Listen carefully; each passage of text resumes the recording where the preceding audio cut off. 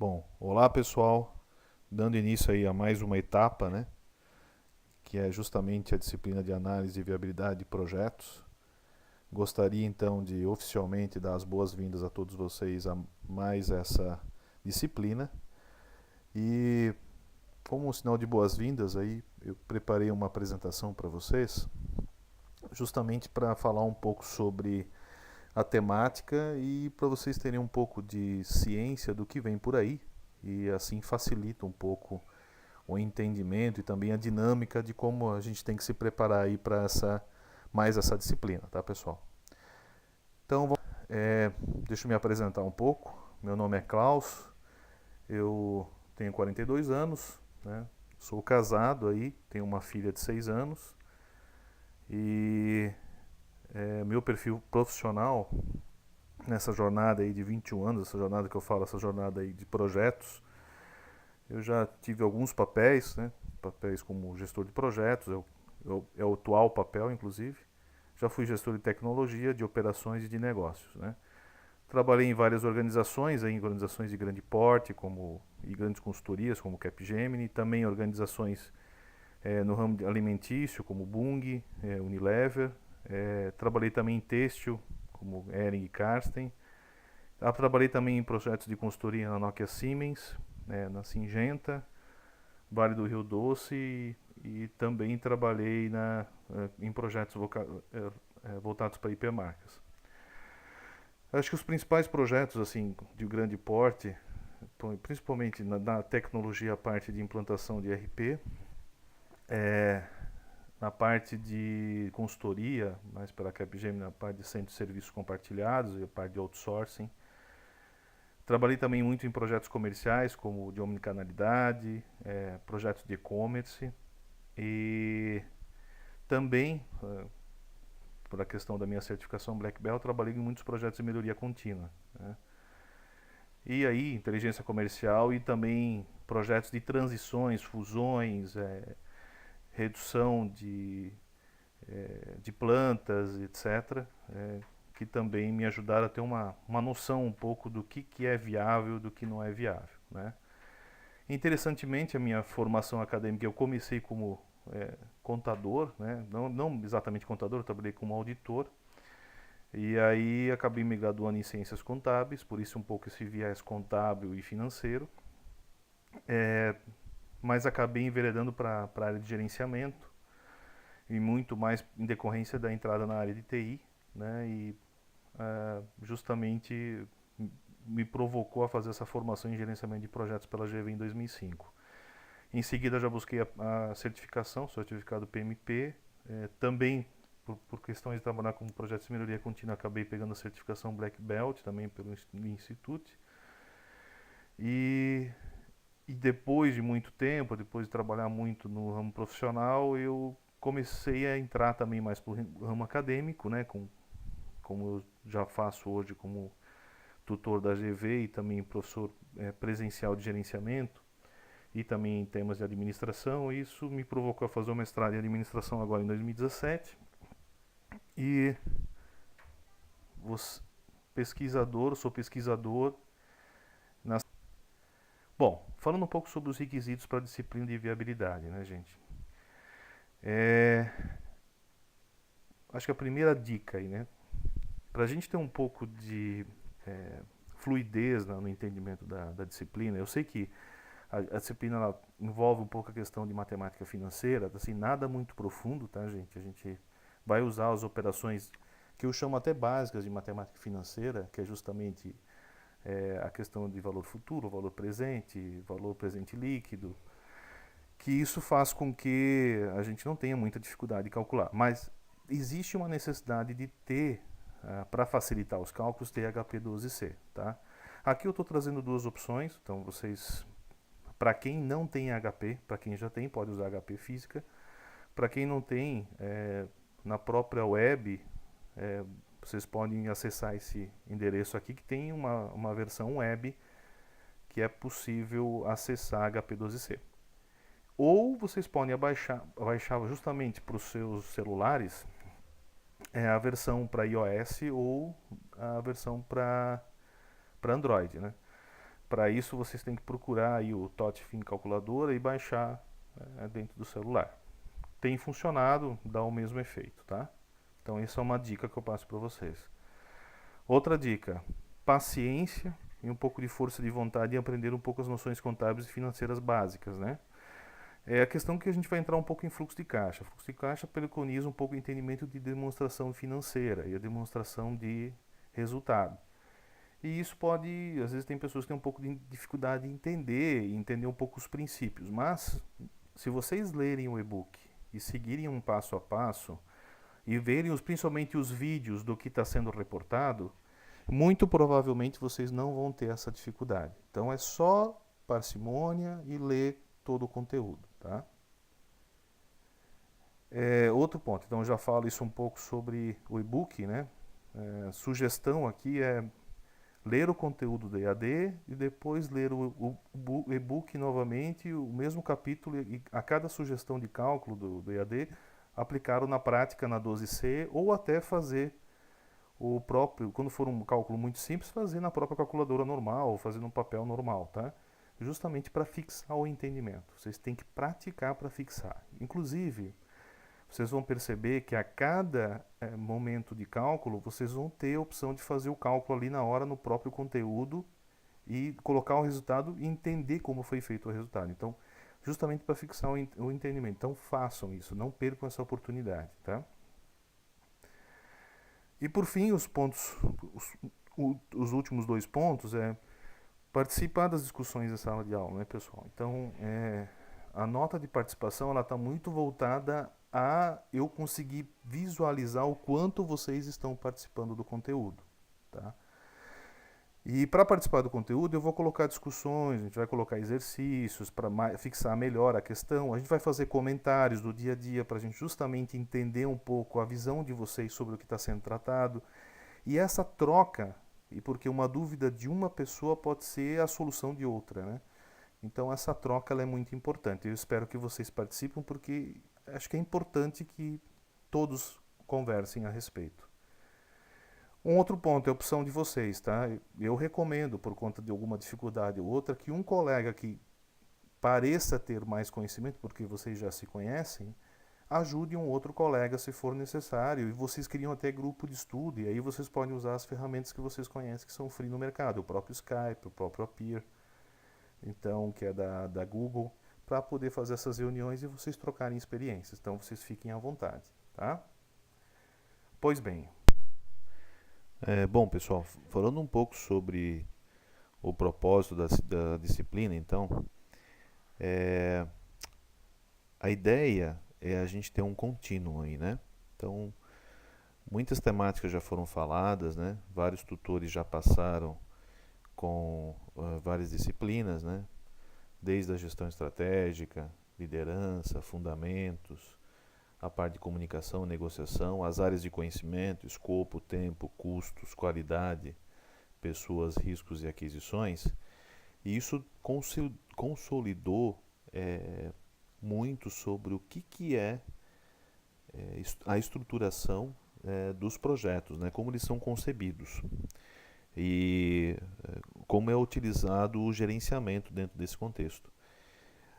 E agora a gente vai entrar um pouco na viabilidade. Foi importante vocês entenderem o quanto, digamos assim, é necessário o esforço do GP e da equipe no sentido de que o projeto tenha sucesso. Contudo, a viabilidade, em via de regra, ela acontece no início do projeto, né? Então, quando a gente tem uma ideia, quando a gente tem uma intenção, uma proposta, uma inovação, né? E eu confesso por vocês que o usual nas empresas não é mitigar isso de forma a fazer um estudo completo financeiro de viabilidade, porque as empresas estão muito acostumadas, a maioria das empresas, a ter uma decisão mais top-down em relação aos projetos, no que diz respeito ao que deve realmente ser usado ou não. Contudo, uma boa parte existem organizações, principalmente as organizações de grande porte e as organizações de capital aberto, e que precisam remunerar de forma satisfatória os acionistas, em que não é decisão única e exclusivamente do CEO da empresa em deliberar algum recurso para algum projeto. Muitas vezes é necessário que haja todo um acompanhamento e que haja toda uma liberação do, dos acionistas, né? E nesse contexto, nada mais plausível que o estudo de viabilidade para que traga assim uma visão financeira e uma visão de risco e de plano de mitigação no sentido de que o acionista também entre com a parte dele e tenha entendimento do qual é a proposta do projeto e até onde ele pode chegar. Em empresas com maturidade em projetos mais avançadas, esse portfólio de projeto, esse portfólio que tem essa gama de projetos, de programas ou de projetos, muitas vezes eles estão estruturados, eles já estão com o estudo de viabilidade deles calculados e já há toda uma organização de escritório de projetos no sentido de deliberar os projetos mais importantes ou não com um aval, claro, dos stakeholders, né? E por esse motivo vocês vão ter em seguida também portfólio e PMO e a própria concorrência de projetos, né, para entender como trabalhar de forma mútua com inúmeros projetos e claro depois a própria metodologia TCC, tá? Falando um pouco então da disciplina, o que está por vir, o que é a viabilidade em si, o que vocês vão aprender, né? Bom, pois bem, primeiro módulo, noções básicas de matemática financeira. Então, tudo isso que eu já falei para vocês, vocês efetivamente vão ter que usar HP12C. Claro que tem alguns cálculos ali no início, como juros simples, juros compostos, que é possível fazer digamos assim, no cálculo normal, na folha de papel. E se vocês querem fazer, façam, porque vocês vão aprender com isso, obviamente. Mas dali para frente, com cálculos um pouco, digamos, mais complexos, a gente não quer que ninguém seja aqui um puro matemático, né? Então, para isso tem HP12C para facilitar. E para isso também eu compartilhei com vocês onde vocês podem achar HP12C para que tenham acesso, tá? Conforme o slide inicial. Então, esse primeiro módulo está mais focado em passar noções dos itens importantes da matemática financeira para cálculo de viabilidade de projetos, que tem aí juros simples, compostos, VPL, valor futuro, prestações, perpetuidades e séries não uniformes e taxas de juros, tá? Então esse é o módulo 1. Módulo 2, elaborar fluxo de caixa. Aqui um entendimento um pouco mais contábil, né? Só que assim, não se preocupem, se vocês lerem o e-book, o entendimento que tem no e-book com mais o conteúdo online, vocês vão conseguir ter um bom entendimento do que se pede como DRE. E na verdade, o fluxo de caixa nada mais é que entrada de receitas e despesas e um resultado no final que pode ser positivo e negativo, né? E é necessário isso para justamente no tempo a gente poder analisar quais são as grandes entradas e quais são as saídas, ou seja, o que a gente vai ter como receita, o nosso capital inicial, receita e nossa despesa, né? Terceiro módulo fala de técnicas de análise de projetos, as técnicas determinísticas, né?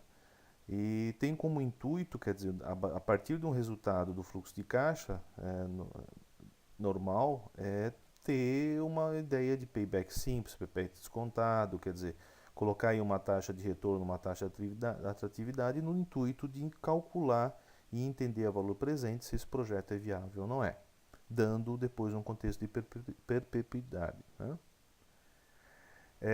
Por fim, o quarto módulo, que fala sobre uma vez o projeto sendo saudável, esse capital inicial de aporte do projeto, o que é melhor do ponto de vista financeiro?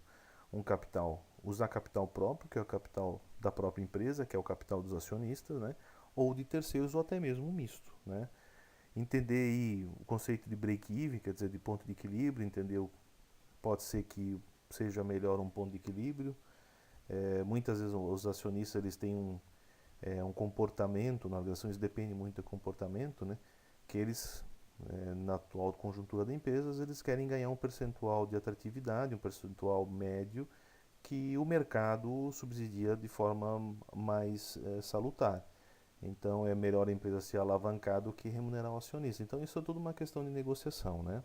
Então esse é o quarto módulo.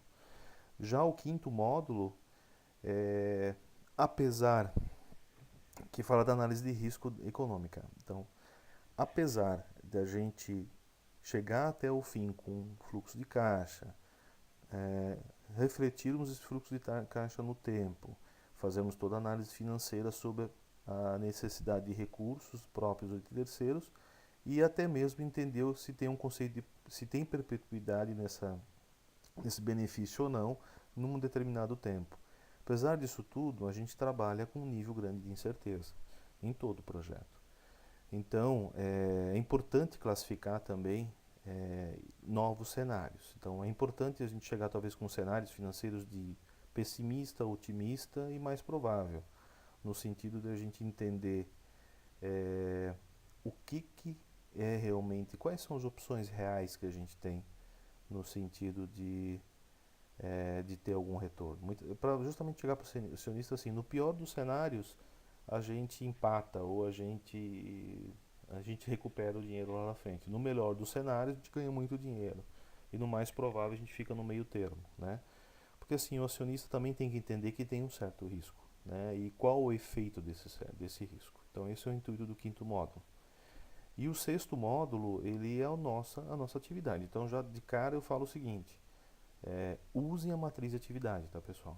Usem a matriz de atividade que está lá, disponível. É importante porque ela tem um formato de consultoria, você vai ter que dar um parecer. Se você tiver qualquer tabela que é do Excel, qualquer cálculo, copie o resultado da tabela lá para dentro, tenta fazer uma formalização, porque o objetivo é um estudo de caso que tem o objetivo de resolver um problema para a empresa, né? E a dúvida da empresa é se a resolução desse problema é viável ou não é no ponto de vista de projeto, né? E já vou avisando, vai ter que fazer fluxo de caixa, então por isso que é bom ter uma profundidade um pouco no conteúdo para entender essa questão. Vai ter que fazer análise financeira, então nada muito complexo, mas vai ter que fazer alguma análise. E vai ter que fazer contas, então tem conta aí que vai ter que fazer, né? Então HP ou o próprio Excel, e vai ter que dar o seu parecer, tá? Então um parecer consultivo do que recomenda fazer ou não. Então, gente, não se preocupe, nada muito complexo, mas tem que ter um entendimento do módulo por módulo do conteúdo que vai construindo à medida que vai tomando conhecimento, justamente para conseguir fazer a atividade, tá, pessoal? Então, isso que eu queria falar para vocês. É, conto muito é, com a ajuda de vocês no sentido de ter uma, uma recorrência no acesso, para que haja entendimento do conteúdo e também peço para vocês compartilharem conhecimento na sala, né? Eu falo novamente sobre isso, eu acho muito importante. E, vocês querem fazer alguma coisa em Excel, querem fazer alguma conta, alguma coisa e compartilhar entre vocês podem compartilhar sem problema em sala de aula, tá? Um pode ajudar o outro, acho que esse é o intuito. Às vezes tem pessoas que têm mais conhecimento, mais facilidade no Excel, um vai ajudar o outro, né? Tá bom, gente? Então é isso. Então, por favor, tomem conhecimento disso tudo. Desejo para vocês boa semana, um bom estudo e qualquer dúvida contem comigo, pode compartilhar aí na sala que eu vou estar respondendo, tá, pessoal? Obrigado, até mais. Bom, gente, é isso, obrigado, boa semana de estudos, espero que vocês tenham gostado dessa abertura aí e sucesso para todo mundo. Até mais, pessoal.